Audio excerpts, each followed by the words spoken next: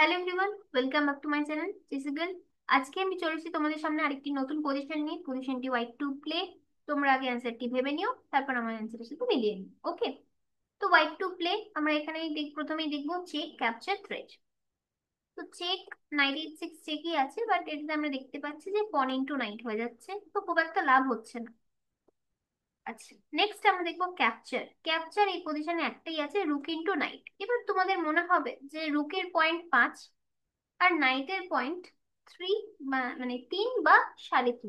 ওকে, 3 বা 3.5, কোনো কোনো বইয়ে 3ই থাকে। তো আমরা 3 ধরে এগোচ্ছি। তো আমরা একটা 5 পয়েন্টস দিলাম, একটা 3 পয়েন্টস গেইন করলাম, তা আমরা কিন্তু 2 পয়েন্টস লসই করলাম।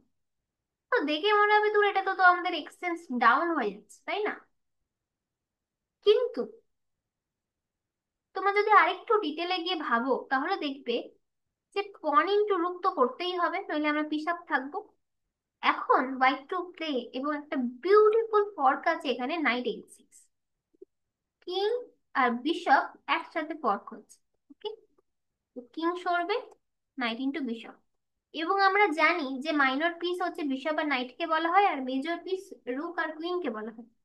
তো রুকের এগেনস্টে যখন দুটো মাইনর পিস থাকে, অলওয়েজ অ্যান্ড অলওয়েজ নাইট আর বিশপকেই বলা হয় যে পিস আপ কন্ডিশন।